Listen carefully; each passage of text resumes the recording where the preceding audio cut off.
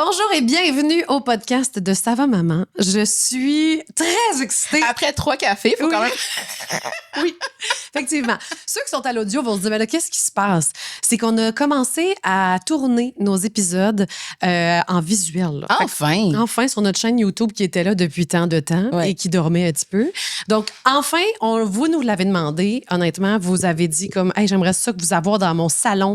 Et là, c'est possible de le faire. Fait que si en ce moment, vous êtes en train de nous écouter à l'audio puis vous vous dites, mais j'ai le goût d'être avec les filles! Bien là, vous pouvez le faire comme à l'époque. Oui, parce que pendant ça les va, lives. maman. Oui, on a commencé en pandémie. On faisait ça dans nos sous-sols. On se filmait, puis on était avec vous autres. Puis c'était comme c'est devenu une communauté. C'est devenu vraiment comme des amis, tu sais. Fait qu'on va recréer ça maintenant en studio, chez nous. Puis là, on a une invitée en plus aujourd'hui. Je vous la présente tout de suite. Elle s'appelle Daphné Lorrain-Landry. Elle est psychologue spécialisée en sport et en santé mentale. Allô, Daphné? Allô, les filles? Ben, je dois quand même le préciser, je travaille avec Daphné. On est des collègues aussi à la même clinique, donc c'est aussi une collègue amie, là. Je veux dire, j'ai eu la chance de jaser avec Daphné pendant qu'elle faisait notre évolution, puis genre, je venais te déranger, donc oui. Puis en plus, on a rencontré ta mère quand on est allé au Salon du Livre. Oui. Fait que j'étais comme, mon Dieu, le monde est petit. Vraiment. Finalement. Mais Daphné, on est vraiment contente de te recevoir aujourd'hui. Moi aussi. Parce que je pense que les parents, j'avais hâte de parler de sport parce que c'est une portion tellement grande dans la vie des parents, le sport de leurs enfants. Puis j'aimerais ça savoir un peu avant, qui est ta clientèle? Quand on dit spécialisé en sport, ça veut dire quoi? Ma clientèle, dans le fond, ça va être toute personne qui pratique du sport. Fait que ça peut être du sport compétitif à l'intérieur d'une équipe, d'une fédération, ou ça peut être quelqu'un qui fait du sport, par exemple, marathon, demi-marathon, 10 km. Ça peut être un jeune de 7-8 ans, que ça peut être quelqu'un qui est sur l'équipe nationale. C'est vraiment varié. Ça peut être quelqu'un qui est para, donc qui a un handicap ou pas d'handicap. C'est vraiment varié selon dans quelle source là, le client ou la cliente vient vers moi. OK. Mais qu'est-ce qui fait en sorte que tu as choisi la psychologie sportive et bien-être? Parce que, je sais pas comment est-ce que c'était pour toi, mais pendant nos études, c'est pas nécessairement quelque chose auquel on a été initié. Moi, personnellement, j'avais jamais entendu parler de ça. Puis c'est même plus tard, là, vraiment plus tard dans ma carrière de psychologue que j'ai entendu parler que ça existait. T'sais, toi, qu'est-ce qui t'a amené vers ça? Dans le fond, c'est mon parcours de sportive quand j'étais plus jeune. Donc, moi, j'ai fait du ski acrobatique dans la discipline du ski de boss. J'ai été athlète pendant 6 ans, coach pendant 7 ans. Wow. Fait que moi-même, dans ma pratique, j'ai quand même vécu de l'anxiété de performance. Donc, probablement, moi, j'aurais bénéficié là, de services en psycho ou en préparation mentale.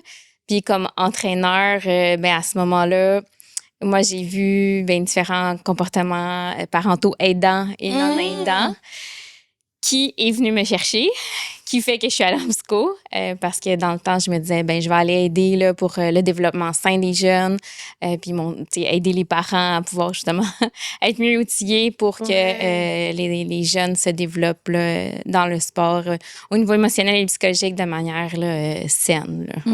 Hey, j'ai tellement plein de questions pour toi. Parce que on a posé la question sur notre Instagram, aux parents, de qu'est-ce que vous voulez savoir, comment. Puis c'est beaucoup comment on accompagne de façon saine et bienveillante aussi, tu sais. Puis j'ai le goût dans l'épisode qu'on passe un peu à travers un peu tout, tu sais, comme, oui, la petite enfance, comment initier peut-être, puis comment, moi, mes enfants veulent rien faire.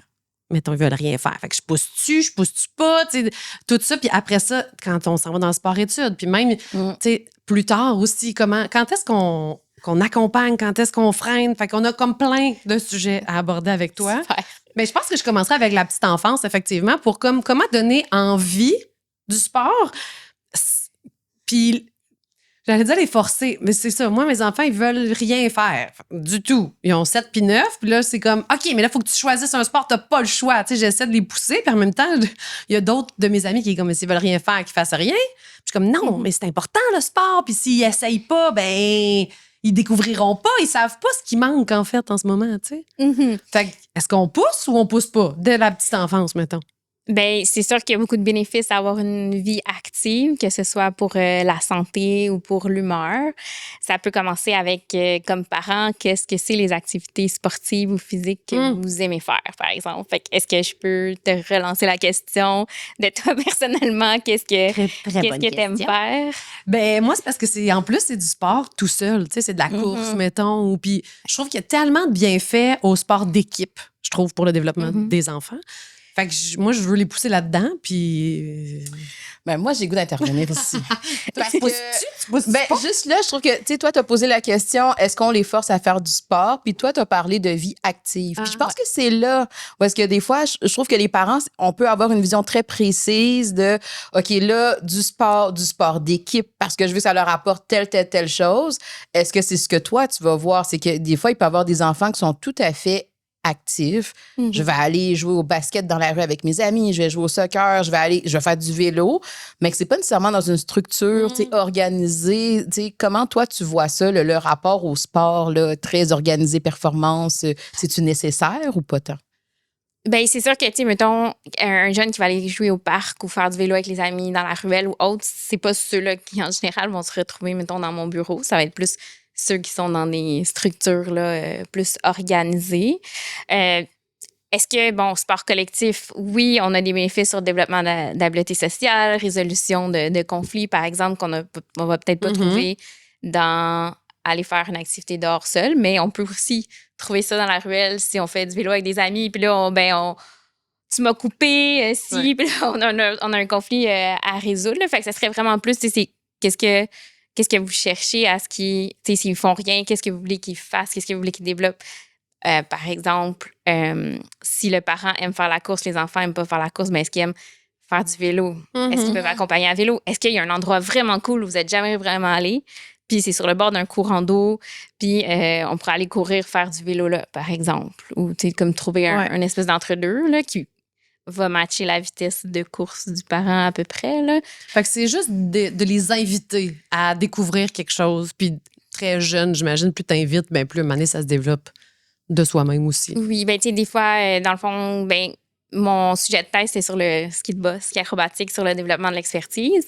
Puis je retraçais là, comment justement c'est arrivé dans ce sport-là. Puis par exemple, en ski, ben souvent, c'était comme papa, maman qui avaient montré à skier à leurs enfants. Fait que c'est sûr que si le parent est déjà actif, fait déjà des activités, ben il va vouloir initier aussi l'enfant. Sinon, est-ce que ça peut être un projet de famille de trouver ou essayer une nouvelle activité, par exemple? Est-ce qu'on aime mieux être à l'intérieur? Est-ce qu'on aime mieux être à l'extérieur? Fait que ça part du parent. De base. Surtout en petite enfance. Dans la petite enfance, exact. Ouais. Puis après ça, tu le suis un peu dans ce qu'il aime, puis dans ce qu'il a le goût de développer. Oui, puis on peut continuer aussi à l'initier, là, à l'inviter à faire plusieurs choses, de la randonnée, nager. On nage dans la piscine, est-ce qu'on va essayer de nager dans un lac? On n'aime pas le vélo, est-ce que tu aimes le rollerblade? Est-ce que, tu sais, on peut essayer là, différentes choses. Puis mettons que les parents qui se mettent une pression de se dire, hey, moi, je veux... Tu sais, si mon enfant, il veut faire du ski de boss, mettons, un jour, faut peut-être qu'il commence vraiment très jeune, tu sais. Puis moi, j'ai même une amie qui me disait que son fils avait commencé, je pense, le hockey à comme 8 ans. Mais les autres petits gars, ils avaient tous commencé à 5. Là. Fait que lui, il s'est retrouvé à 8, un peu moins bon que les autres, mais elle l'a juste suivi. Est-ce que tu peux quand même développer... Faut-tu que tu commences vraiment jeune pour peut-être évoluer là-dedans puis être vraiment bon puis en faire une carrière? T'sais, on pense-tu à ça quand ils sont petits? Ben, il y a beaucoup de parents qui vont penser à ça ou un message qui est véhiculé 10 ans, 10 000 heures pour arriver là, à devenir un expert. 10 ans, 10 000 heures? Oui, de pratique. Est-ce que c'est toujours vrai? Pas nécessairement. Okay. Mais dans le fond, ben non, on prend ton temps. Vraiment aucun souci. Oui, OK. Donc, dans le fond, justement, il y a beaucoup de recherches sur la spécialisation précoce qui n'est pas favorable, dans le fond, pour les jeunes. Ce qu'on préfère, c'est qu'ils touchent à une variété de sports pour développer leurs différentes habiletés, compétences sportives, mais aussi pour réduire le risque de blessures, de surutilisation, ou s'ils font trop de sport, de vivre du surentraînement.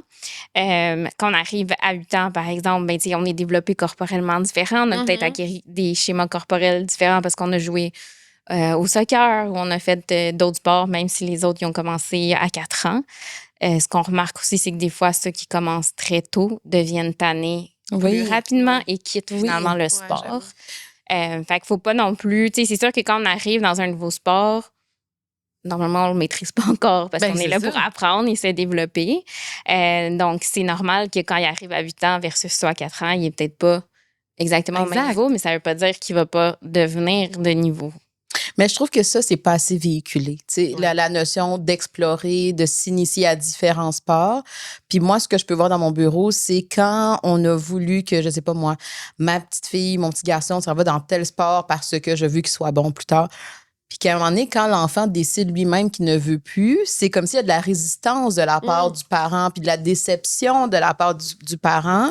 Puis cette résistance-là fait en sorte que on empêche l'enfant de pouvoir explorer les différentes facettes de sa vie, de son identité. Moi, c'est une situation que je trouve toujours bien délicate parce que je comprends le parent qui se dit « Hey, on a investi tellement de temps, on est parti dans les pratiques, on a fait ci, on a fait les ça. » Les tournois, les fins de semaine, les lifts. Oui, mais en même temps, l'enfant me doit rien non plus. Puis je pense que c'est ça le bout que, comme parent, il faut être...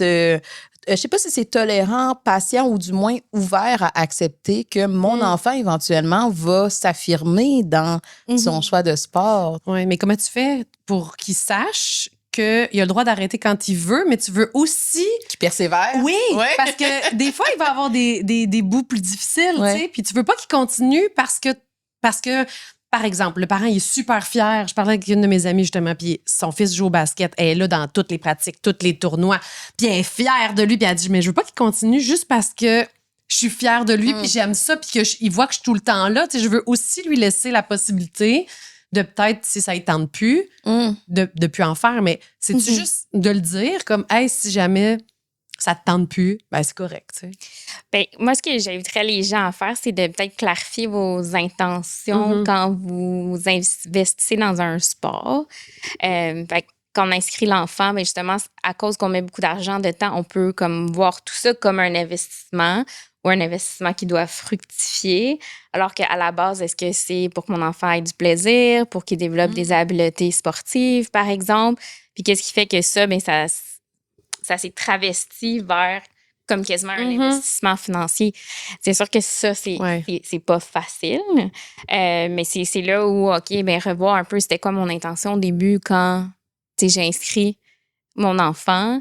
C'est sûr que ça peut changer à travers le temps. Puis aussi, le milieu sportif, c'est vraiment une roue dans laquelle on peut se faire embarquer ou embarquer. Puis OK, il faut que tu fasses ci, fasses ça. Fait que là, on se met à faire ça, mais il faut toujours se ramener à la base de pourquoi est-ce qu'on envoie notre enfant là, par exemple. Mais je pense que c'est aussi important de souligner, quand on parlait de la persévérance, on parle de quel enfant?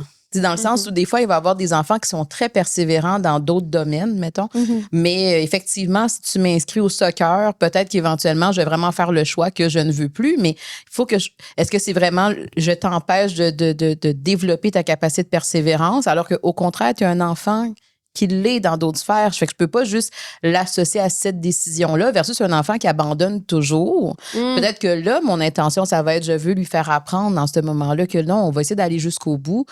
Je vais peut-être pas te faire aller à 50 pratiques avant que tu me dises non. Peut-être qu'on va l'essayer pendant un 5, un 10, un 12. Puis des fois, quand l'enfant est plus vieux aussi, je pense que ça se discute. Là.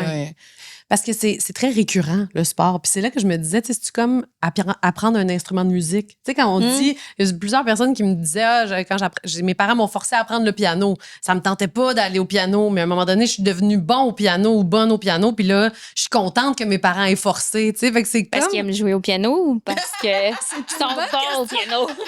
J'avoue. Mais c'est vrai parce qu'on a reçu une question d'une maman qui disait justement son enfant, il veut être bon tout de suite dans quelque chose. Puis là, quand il commence un sport, puis il n'est pas bon dedans, ben là, il veut lâcher, puis il veut en essayer un autre. Mais à un moment donné, c'est une roue qui tourne aussi. Hein, tu vas en essayer. Est-ce que tu fais comme, OK, on va essayer tous les sports jusqu'à temps qu'il y en a un que tu aimes plus, ou on va essayer de persévérer dans, même si tu n'es pas bon au départ? Ben, ça peut être de revoir, est-ce que le but de faire ce sport-là, c'est d'être bon tout de suite, ou c'est... moi, j'aime beaucoup travailler avec les sensations physiques que le sport t'amène. Fait que, si je reprends le ski, ben, il y a les changements de poids, il y a flexion-extension, il y a la rapidité. Est-ce qu'il y a quelque chose d'expérientiel, corporel que tu aimes dans ton activité qui ne sera pas nécessairement à propos de être bon tout de suite? Comme pour persévérer, est-ce qu'on peut se donner, comme Laurie suggérait, quelques semaines, quelques séances, on en discute, tu me racontes comment tu te sens et pas comment tu fais? Ouais. On dirait que moi, ma réflexion en ce moment, c'est-tu bien grave? Tu sais, dans le sens où, je reprends l'exemple du ski. Tu sais, moi, j'ai appris à faire du ski à l'âge adulte. C'est vrai. L'aspect C'est-à-dire, il y a 2 secondes et quart, genre l'année passée. 2 ans. 2 hivers. Parce que justement, j'aime pas l'hiver. Faire un sport d'hiver, tu vas aimer ça, finalement, pas tant. Mais quand tu parles de sensations dans le corps, moi, j'ai pas ça, ce plaisir-là. Là. Tu sais, je suis très dans le OK, il faut que je place mon poids comme ça. Tu sais, c'est encore très cérébral, ma façon de skier. Puis souvent, quand je regarde les petits-enfants qui, eux, sont vraiment dans le mouvement, c'est très dans l'aisance, dans ces moments-là, je me dis, c'est vrai que si j'avais commencé ça plus jeune, j'aurais pas la peur de tomber, je serais peut-être moins dans ma tête et tout. Donc, j'arrive à voir la partie où ça peut être aidant, des fois, d'être plus dans son corps quand t'es enfant versus quand t'as grandi et t'es plus conscient de tout. Mais en même temps, ça serait-tu bien grave que j'aime pas skier? Je pense que c'est là où est-ce que c'est ça. Je pense que des fois, c'est comme si, pour certains parents, on est pris dans « mon enfant, il pourrait ne jamais aimer skier. » Si je l'initie pas à 2 ans, c'est pas très grave. Il va peut-être aimer faire d'autres choses. Moi, il y a bien d'autres choses que j'aime faire pour bouger mon corps. Fait que, tu sais, est-ce que je m'impose quelque chose? Au contraire, à un moment donné, je me dis, je vais aller dans qu'est-ce que j'aime, qu'est-ce qui m'amène du plaisir, qu'est-ce qui m'amène des sensations plaisantes dans mon corps. Je pense qu'il faut remettre ça en perspective. Sinon, le conflit qu'il pourrait avoir, c'est que, mettons, peut-être les parents aiment faire du ski, alors ils aimeraient que leurs enfants fassent du ski. Exact. Comme ça, on pourrait tous aller en famille faire exact. du ski. C'est mon rêve, Daphné. Mes enfants veulent pas, mais moi, je vais les forcer. Mais c'est ça. Est-ce que c'est parce qu'ils ont déjà essayé ou jamais essayé? On a essayé une fois. Puis en plus, ils avaient trouvé ça quand même le fun. Puis, mais tu sais, les bottes, ça fait mal aux pieds. Fait qu'ils étaient concentrés sur. En plus, il faisait moins 30. Tu sais, c'était comme pas nécessairement. C'était pas les bonnes conditions. Les bonnes conditions. Mais là, j'étais comme non, mais on va réessayer. Puis on verra après. Mais puis c'est comment faire un peu. Puis là, c'est mon rêve à moi de comme aller en ski parce que je voulais ça quand j'étais petite, puis j'ai pas eu ça. Tu sais, moi, j'apprends à faire du ski présentement. Je cherche un professeur. Mais il est jamais trop tard. Exactement, il est jamais trop tard. Mais tu sais, ce rêve-là, là, puis je pense à beaucoup, puis ça va être vraiment cliché, mais c'est vrai, les papas qui veulent que leur gars joue au hockey, puis peut-être que... Puis je trouve que le hockey, pour en avoir parlé avec plusieurs, les parents dans les estrades, c'est intense.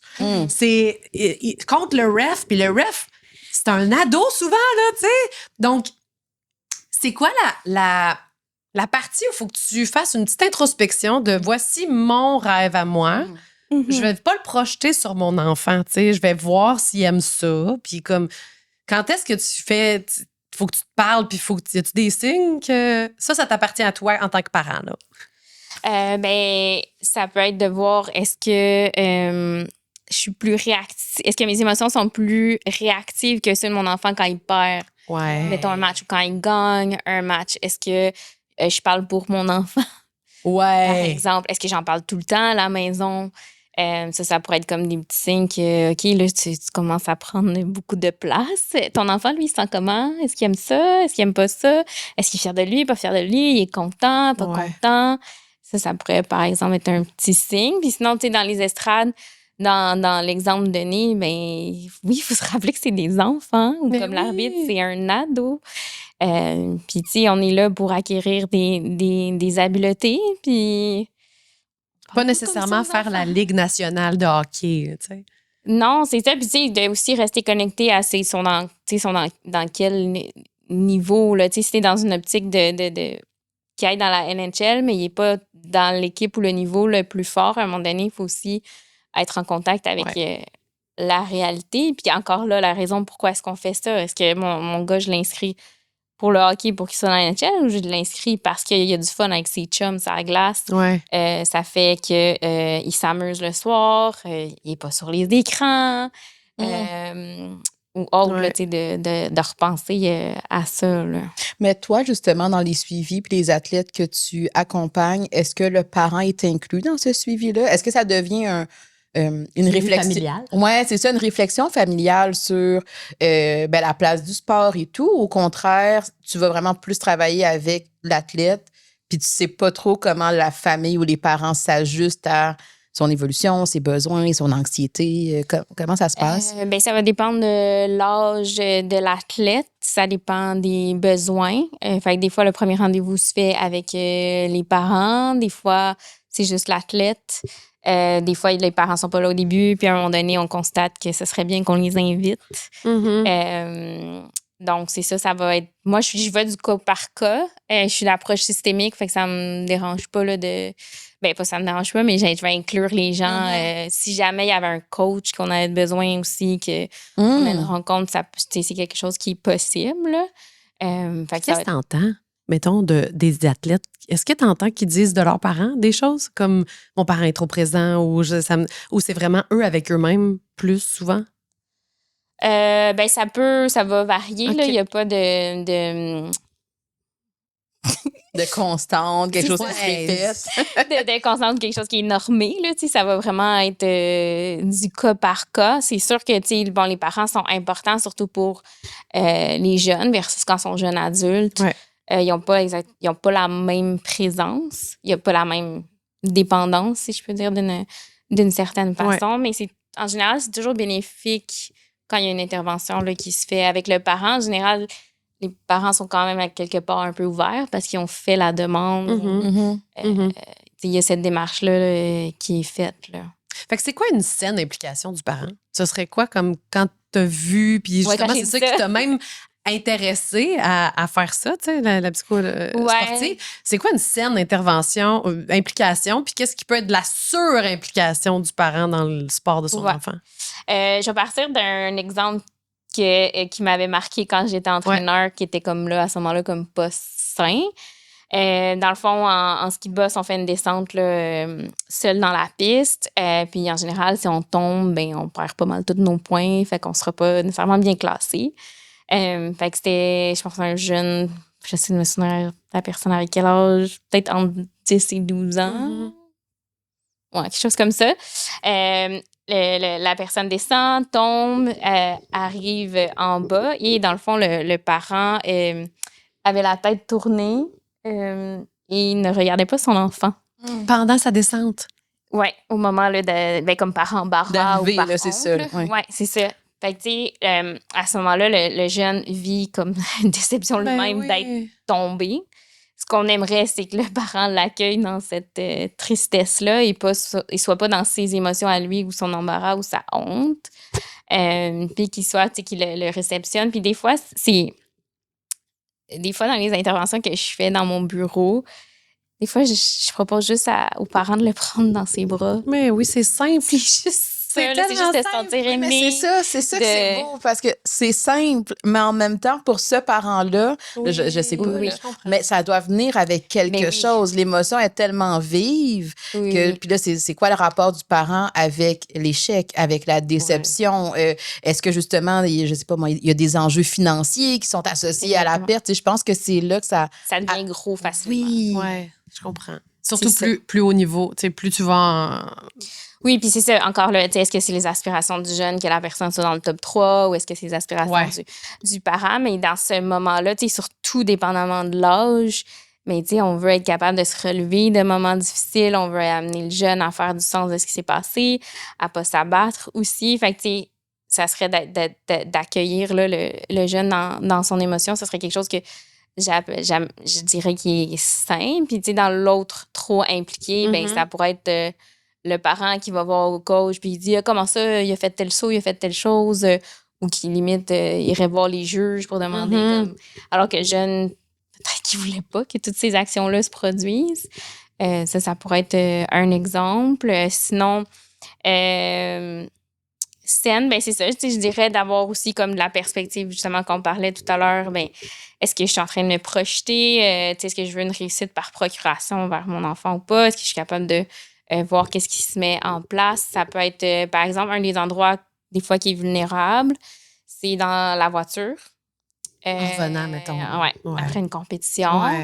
Ben, ça peut être de demander, est-ce que tu veux qu'on parle dans l'auto ou est-ce qu'on en parle rendu à la maison ou toi, tu viens me voir quand tu es prêt à en parler. Puis, d'essayer un peu de gager, là, selon l'âge, selon notre enfant, c'est quoi ses besoins, tout ça. D'être présent. Puis c'est ça, surimpliquer, il y a des bénéfices à ce que les parents soient comme bénévoles ou qui se forment pour mieux comprendre le sport, qui aillent, par exemple, si, je sais pas, ils font de la natation artistique, c'est le bain libre, le jeune ou le jeune, c'est plus souvent la jeune en natation artistique, veulent aller pratiquer quelques petites figures. Puis là, le parent, il a fait ses formations de juge, fait que là, il donne un peu des inputs, mais ça se fait dans le jeu, la joie. Là, ça serait correct versus si à ce moment-là, le parent devient très directif, très coaching, puis l'enfant, c'était comme... Moi, je pensais qu'on allait au bain libre pour avoir du fun ensemble. Ben là, tu sais, là, ça deviendrait problématique, par exemple. Fait que laisser le coach être le coach, puis toi, tu peux aider, mais comme supporter plus. Mais justement, mettons que tu vois que le coach ou le ref ou whatever, tout le monde est humain, tu sais, puis ça peut arriver une erreur. Humain. Oui. Puis ça peut arriver une erreur. Ouais. Est-ce qu'en tant que parent, tu valides l'erreur, puis t'es comme, non, il y a eu une erreur, ou ça fait partie du sport, puis toi, en tant que parent, tu t'impliques pas là-dedans. C'est la game du coach, puis c'est tout, tu sais. Tu comprends ce que je veux dire? Ben, oui, l'erreur est humaine. Moi, à ce moment-là, ce que je ferais, c'est que j'inviterais l'athlète à aller demander des explications pour arriver à comprendre. De lui-même, exact, au lieu de par le parent. Après, des fois, les jeunes sont gênés, ils préfèrent que ce soit papa ou maman. C'est correct, parce que là, à ce moment-là, le jeune fait la demande envers ses parents pour qu'eux conduisent l'action. Mais moi, je valorise toujours à essayer d'autonomiser le jeune à pouvoir parler, parce que le sport, c'est un endroit où c'est très facile de se taire, parce qu'on se fait donner des prescriptions, ce qui est normal, on se fait coacher, tout ça. Mais on demande rarement comme à l'athlète comment tu t'es senti, qu'est-ce que tu en penses, es-tu d'accord avec ça? Fait que ça peut être un moment là où, OK, ben, tu sais, j'ai le droit, moi aussi, de demander. Comme, mettons, à l'école, j'ai vu dans mon examen ou dans mon devoir, j'ai perdu des points là, mais je comprends pas pourquoi. Ben, qu'est-ce qu'ils vont faire? Souvent, ils vont voir le prof. Ils vont demander des explications. Fait qu'on peut aller voir le coach pour demander, là. Moi, on dirait que je voulais t'amener aussi sur le poids du sport sur la dynamique familiale. Tu sais, moi, je travaille beaucoup en ce moment avec des couples. Puis je vais souvent rencontrer des couples qui n'ont pas le temps de se parler, n'ont pas le temps de se voir, n'ont pas le temps de passer du temps ensemble là, agréable. Parce qu'il y a tellement toute la gestion autour. Tu sais, quand il y a un enfant, des fois, c'est pas si pire, mais des fois, il y a comme 2, 3 enfants qui ont chacun plusieurs activités. Puis j'entends ces couples-là qui vont dire, mais on le fait parce qu'on veut leur donner le meilleur, on veut leur donner les outils, puis on trouve ça important. Puis, mais en même temps, quand c'est au détriment de la dynamique familiale, moi, je trouve que c'est pas nécessairement sain, mais on le voit. Tu sais, je pense que les parents, des fois, ne voient pas l'effet que ça peut avoir aussi. Comment toi, tu vois ça quand le poids du sport sur la famille, sur le couple, est rendu malsain, genre, tu sais? Je pense que c'est très difficile comme situation parce que d'un autre côté, ça serait aussi difficile de dire non, j'imagine, à leurs enfants. Exact. Fait que j'aurais tendance à dire que c'est à eux de définir leur famille, de définir quelle place est-ce qu'on veut donner au sport ou toute autre activité, là, que ce soit de la danse ou n'importe quoi. Mais ça serait à eux de venir définir ça. Est-ce que finalement, on le fait par automatisme parce qu'on est rentré dans la roue puis c'est pas réellement ça qu'on veut? Est-ce que finalement, on peut... mettons, là, il y a quelqu'un en hockey, là, patin artistique, mais à une autre aréna. Est-ce qu'il y a une façon de mettre les deux au même aréna? De réévaluer ça. Puis de demander aux enfants, eux aussi, tu sais, comment vous trouvez ça? Peut-être qu'on passe pas le temps, les 5 ensemble. Là. Est-ce que vous aimez ça ou vous aimez pas ça? Si vous pouviez changer quelque chose dans notre horaire, dans la semaine, qu'est-ce que vous changeriez?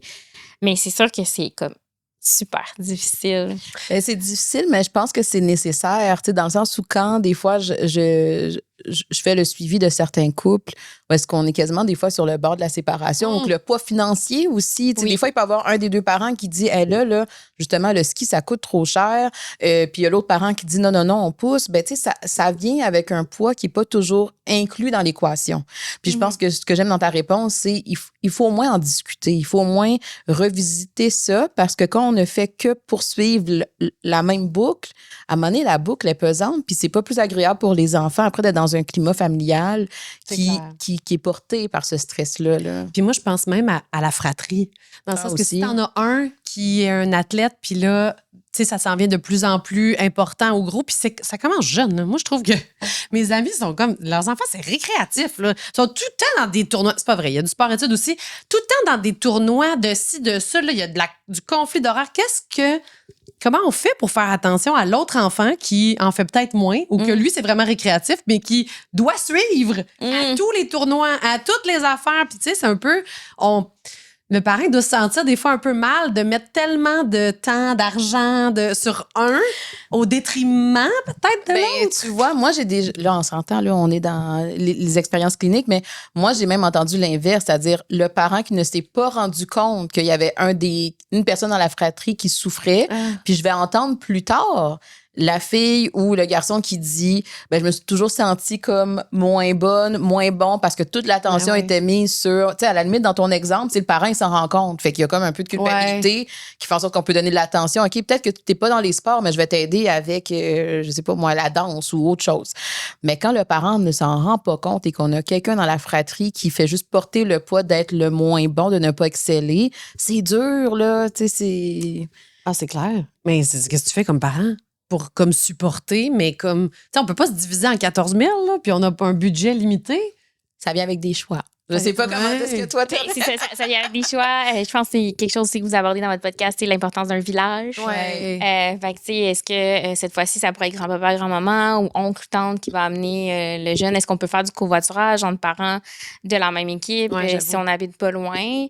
Ça peut être aussi, tu sais, une fois par mois, on peut faire un petit check-in avec tout le monde. Tu sais, comment on se sent avec l'horaire? Est-ce que toi, il y a une activité que tu veux faire que tu nous as pas parlé? Ou, tu sais, prendre un petit moment de regarder là, comment chacun sent. Parce que c'est ça, si on fait juste suivre le flow, c'est très facile là, de passer à côté. Oui. Puis même... Quand tu fais ça, je parlais avec une de mes amies hier que son fils justement est en sport-études, puis elle me disait comment on gère la culpabilité, donc là je vous parle aux deux en même temps, de justement ne pas être présente tout le temps parce que tu vas faire attention à l'autre enfant qui en fait aussi ou parce que, fait que tu peux pas accompagner tout le temps. Puis elle dit OK, dans une victoire, ça va. Tu sais, quand j'ai pas pu aller au tournoi de mon enfant dans une victoire, je suis contente pour lui, puis il est content. Mais dans une défaite, là, j'étais pas là. Puis là, tu sais, elle se mettait la culpabilité sur elle. Puis elle était comme, comment qu'on tolère ça, la culpabilité de pas avoir été là? Comme si le parent est tellement important pour accueillir les émotions puis peut-être même les gérer. C'est peut-être ça. Fait que, comment on fait pour gérer cette culpabilité-là en tant que parent? Il y a la maman ou le papa peut aller aussi aborder ces choses-là dans le bureau avec un psychologue si la personne le souhaite pour essayer de comprendre qu'est-ce qui fait que c'est ça que ça vient déclencher en eux ou en elle. Aussi, en général, les entraîneurs prennent vraiment une grande importance dans la vie des jeunes athlètes. C'est une forme de figure parentale. Des fois, il y a des choses que les coachs savent, que les parents savent pas. Je comprends. Même si on fait un sport individuel, en général, on a quand même des coéquipiers. On a quand même des amis. Fait que, tu sais, si la personne a de la peine, peut parler à son ami, son coach, j'imagine que le téléphone est accessible. Puis pour vrai, mon amie, elle va se reconnaître, mais elle est très dans la maternité intensive. C'est ça que je m'en allais dire. C'est un peu la vision de je suis indispensable quand. Puis pas pour mal dire, pas pour mal faire, mais encore une fois, peut-être que dans les capacités d'autonomisation. Je l'ai-tu bien dit? D'autonomie de mon enfant, c'est aussi d'apprendre que quand je vais un échec, oui, je peux aller vers mon parent, mais je peux aller vers mon entraîneur, vers mes collègues, vers mes amis, je peux prendre le téléphone. Fait que, tu sais, je pense que ça fait aussi partie de la game, justement. Mais peut-être que comme parent, oui, ça me fait sentir la culpabilité, mais ça veut pas dire que mon enfant, il est pas capable de traverser ce défi-là en ce moment-là. Oui, ça me faisait penser à l'attachement même. Tu sais, comme quand tu dis souvent qu'on peut avoir plusieurs figures d'attachement sécurisant. Tu sais, oui, on veut se mettre ça sur nous, le parent, la maman, surtout, parent par défaut, des fois. Mais que de prendre conscience, de faire comme... Je suis pas la seule là, qui va pouvoir aider mon enfant. Puis c'est correct qu'il voit qu'il y a d'autres adultes ou d'autres coéquipiers qui vont l'accueillir là-dedans. Peut-être que je suis pas là sur le coup, mais cet enfant-là, il finit par rentrer à la maison, même si c'est pas ce soir, peut-être que c'est demain qu'on va se parler. Tu sais, on peut quand même encore réouvrir la possibilité d'adresser ces émotions-là ensemble. Je pense que rendu là, on voit que tout n'est pas fini puis fichu sur le moment parce que j'ai pas été là. Sinon, c'est pas viable. On peut pas être tout le temps là, tout le temps. Puis inversement, si le milieu sportif où mon enfant est insécurisant, mon enfant est pas heureux, il a besoin que je sois là quand il perd parce que sinon, il se fait achaler par ses coéquipiers, il se fait blâmer, il se fait humilier. Ben, Change de sport. Ça, ben, ça peut changer d'équipe. Ouais. Mais, tu sais, ça, c'est problématique. Puis, tu sais, si on est des parents qui voient des comportements comme ça aussi, il y a des organismes qui sont là pour vous aider, que vous pouvez contacter, dont SportAide. Fait que ça aussi, c'est quelque chose à ne pas laisser aussi se passer dans les milieux, là, si notre enfant en souffre, là. Ouais.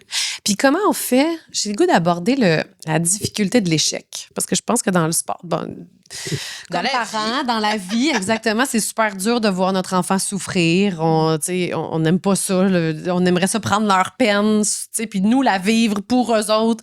Puis j'imagine que dans le sport, ben inévitablement, ils sont confrontés à l'échec. T'es pas bon tout le temps. Puis c'est sûr que pour avoir... Je pense à mes enfants qui écoutent, mettons, les Jeux olympiques. Puis ils voient Michael Kingsbury qui est tout le temps premier, puis que là, il y a eu une médaille d'argent, puis il était effondré à terre. Tu sais, fait mais pour se rendre là, Michael, il a dû en perdre là, des games, des courses. Tu sais, fait que, mais comment tu accueilles ton enfant là-dedans? Est-ce que tu t'assois avec lui dans la souffrance, tu sais, comme la peine? Parce que je suis sûre qu'il y a plein de parents qui veulent le gérer, puis faire comme non, c'est correct, puis tu sais. Pas qu'il y ait de la peine, ton enfant. Ben, si je vais, mettons, d'un point de vue préparation mentale, développement de l'exercice, des choses comme ça, ben, tu sais, je regarderais, OK, on a eu un échec, qu'est-ce que tu sens qui n'a pas fonctionné? Puis, mettons, du point de vue psychologique, ça serait comme, c'est quoi qui t'a le plus déçu ou c'est quoi qui t'a le plus de difficulté à devoir accepter? Puis, tu sais, à ce moment-là, ben, on apprend des moments où on n'a pas gagné, où on a fait une erreur, des choses comme ça. Fait que ça définit pas tout. Puis, il va y avoir une autre game la semaine prochaine où il va y avoir d'autres moments. Des fois, il y en a des athlètes, j'essaie de me souvenir, je pense Simone Biles, qui avait décidé de se retirer aux Jeux de Tokyo, il me semble. Puis elle est revenue à Paris, puis elle est restée quand même bonne, là, même s'il y a eu un moment qui était plus difficile. Là. Fait que ça te définit pas dans ce moment-là. Mais j'aime la distinction que tu fais entre préparation mentale et un peu accueil des émotions. Parce que si j'ai déjà un coach qui va me faire la préparation mentale, peut-être que j'ai pas besoin d'une autre personne qui va me faire une préparation mentale. Mais au contraire, j'ai peut-être besoin que mon parent soit la personne qui accueille ces émotions-là, puis je vais m'occuper de la préparation mentale avec mon entraîneur. Tu sais, je pense que c'est là que, comme parent, on essaie d'avoir en tête, en ce moment, mon enfant, il a besoin de quoi? Tu sais, puis en fonction des autres personnes qui sont là dans son réseau, en fonction de comment est-ce que ça se passe, en fonction de qui il est, j'ai l'impression que c'est quoi qui va lui être le plus utile puis le plus aidant. Je pense que ça peut aider à avoir quelle posture je dois avoir en ce moment. Ouais, puis c'est de survivre à la crise aussi. Aussi. Tu dis souvent ça, mais c'est justement de pas... J'imagine que le parent, il faut que tu gères un peu tes émotions toi-même. Ah, c'est sûr. Puis que tu fasses pas comme tu pleures avec, puis comme, ben je sais pas, là, peut-être que tu peux pleurer. Là, toutes les émotions sont sont possibles. Là, mais de comme être le plus grand, plus fort, plus... Oui, c'est ça. Parce que tu peux être touché de voir l'émotion de ton enfant, mais si là, ton enfant se sent responsable de ta peine, puis il a l'impression qu'il faut que je prenne soin de mon parent, puis je veux tellement pas qu'il soit déçu, fait que la prochaine fois, je me mets de la pression, je pense qu'on est ailleurs. Là, je pense que... Alors qu'on comprend pas qu'est-ce qui l'a déçu, lui. Exact. Qu'est-ce qui fait que c'est si difficile d'avoir perdu ce soir? Est-ce que c'est parce que je voulais la bannière? Est-ce que c'est parce que j'ai manqué mon coup? Puis là, finalement, tous mes amis, on n'a pas gagné. Est-ce que c'est que la saison s'arrête?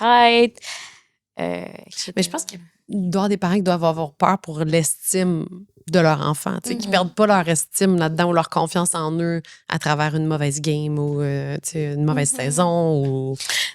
Ben, je sais pas ce que ça allait dire, Daphné, mais en même temps, l'estime, ça repose pas sur un échec. T'as raison. Fait que, tu sais, un peu comme dans la réponse que tu donnais tantôt, c'est, ben, il va en avoir une game la semaine prochaine. Fait peut-être que moi, comme parent, j'essaie de me dire, hey, justement, il va en avoir d'autres, tu sais. Puis de voir à travers le temps, est-ce que j'ai l'impression que ça vient nourrir l'estime personnelle de mon enfant ou au contraire, on dirait que, tu sais, est-ce que c'est juste les échecs ou c'est aussi justement le climat du sport ou la dynamique autour qui fait en sorte que là, son estime personnelle semble affectée? Ben, on a des réflexions à avoir, mais ça repose pas sur une fois. Il faut se rappeler ça. Un événement, mais s'il y a eu des moments qui ont été difficiles à plusieurs reprises, ben, c'est correct aussi de prendre le moment puis de questionner, est-ce que c'est quelque chose que tu sens qui te nourrit maintenant ou c'est comme quelque chose qui te donne finalement beaucoup plus d'anxiété, beaucoup plus de stress, t'as plus envie d'en faire. Fait que c'est des questions aussi qui sont pertinentes. Est-ce que c'est momentané, là, la persévérance? Est-ce qu'on continue quand même? Tu sais,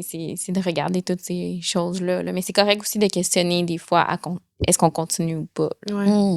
Puis est-ce que quand tu vois que ton enfant se développe bien dans quelque chose, puis là que j'imagine que ça vient, je sais pas, mes enfants sont pas rendus là, moi, puis je suis juste stressée par rapport à l'été parce que j'ai des jumeaux, mais tu sais, je veux comme valoriser leur identité propre. Fait que vous n'êtes pas obligé de faire le même sport, même si ça serait très aidant que vous fassiez le même sport avec le même horaire. Mais où est-ce que je voulais aller, c'est que quand le coach te dit, mettons, ou l'entraîneur, il y a un potentiel, là. T'sais, on pourrait le porter plus haut, puis qu'est-ce que tu fais? Tu demandes à ton enfant, ça te tente-tu premièrement, puis après ça, tu supportes. Ça doit être un questionnement quand même grave parce que tu vois l'implication que ça va demander.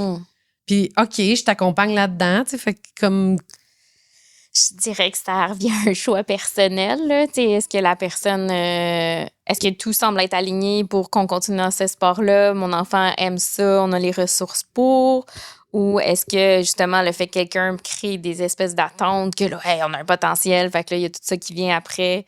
L'implication, l'investissement, là, on est comme wow, là, comme non, je veux pas embarquer là-dedans. Est-ce que je vais mettre mes orteils dans l'eau puis on va voir, là. Mais je pense que c'est comme plus personnel aux gens.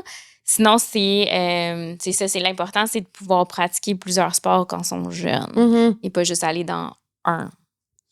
Fait que ce serait plus là, je dirais, là, le challenge qui peut arriver, c'est que souvent, si on voit un potentiel, ben là, les sports vont vouloir le développer puis plus faire concentrer dans ce sport-là.